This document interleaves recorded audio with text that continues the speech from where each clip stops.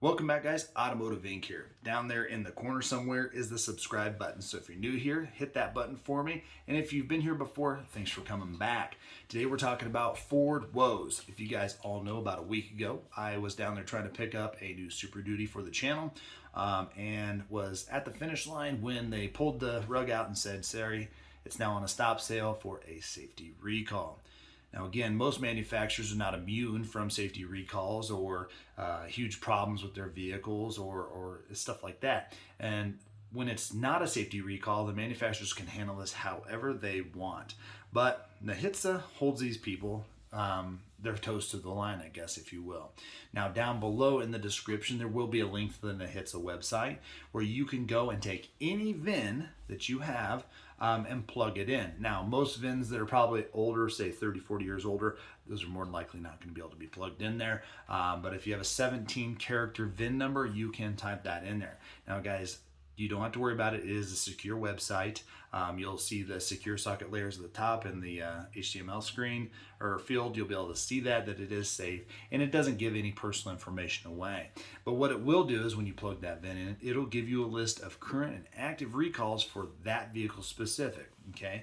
Now, if you've had recalls fixed before and you're like, why isn't it showing up there? It's not going to show up there. This only shows active recalls. Corrected ones will show up most likely on your Carfax. So you don't have to really worry about it. But a few days ago, Ford said that 870,000 plus of its full-size F-150 trucks, their electronic parking brake could engage unexpectedly at any time, including while the vehicle's been driven. That can cause loss of control and possibly death. Now, I will tell you this, if you're into Fast and Furious and like that e-brake drifting stuff, that's pretty cool. Not so cool in your Ford F-150 while towing your 3 to 10,000 pound camper down the road. So what they've been doing is they've basically been saying, go over to Nahitsa website, run your VIN, because right now they're trying to mail out all these things, these people, snail mail and stuff like this. Well, again, you can do due diligence by climbing underneath your vehicle if your VIN's impacted and see if you have any chafing wire or bare wires underneath there. What they're saying is in some trucks, a wiring harness can rub against the rear axle housing, wearing away insulating materials on the wires. If you live in an area where you have more salts and road grime, corrosion on the axle housing could make the problem worse. So if you live in a state where you have a lot of rust and stuff like that, you might run into that. So you'll want to go ahead and head over to the website and check that. Now, they did say if you have dual exhaust, so no matter what powertrain, what cab configuration, it just says if you have dual exhaust, you're immune from this. Although I would still head over there and run your VIN anyway. It's a good opportunity for you to check that. Now, on a side note, you can run any VIN that you currently have. Even if you're just looking at a used vehicle, you can actually run the VINs through the Nahitsa website. It's not going to give any personal information. It'll just give you the information on recalls for that vehicle. Now, the fix for this, the dealer will install a protective tie strap, so like a zip tie, and some tape wrap to the wiring harness. Now, say you're out and you can't get into Ford. Ford's going to be stacking up with a lot of people needing this concern corrected.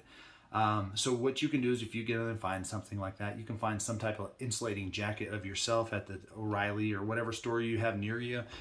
You can split it if it's not already split, wrap it around the wires and just tape with some electrical tape in the time being. Now this will be just kind of like a short-term fix for you because I don't encourage you guys to try and fix your own recalls. This is just one of those things, if you're driving, you're like, oh crap, I have this actually happening right now, to prevent, injury or death. It would make sense to at least to attempt to prevent that. If not, you can see if you can get it towed or whatnot, but it doesn't make it sound like Ford's telling you not to drive the vehicles. It's just saying that that's going to be their fix. Up to this point, Ford said there's been about 300 instances that have been reported of this activating, and 19 of those were done by driving. However, they're not aware of any accidents or injuries resulting from this problem.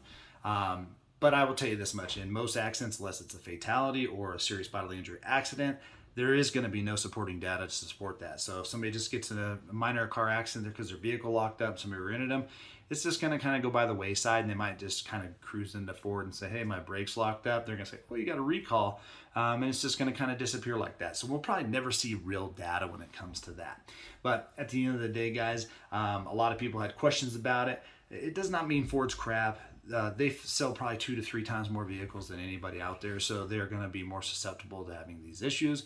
And we all know that Ford suffered from some quality control woes over the last few years, but I think almost all manufacturers have.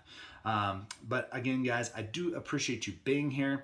Again, the description down below will have the link to the NHTSA website, which is again the National Highway Safety Traffic Administration, and you can check any and all VINs that you like. Again, I appreciate you guys being here, guys, and we will see you on the next one.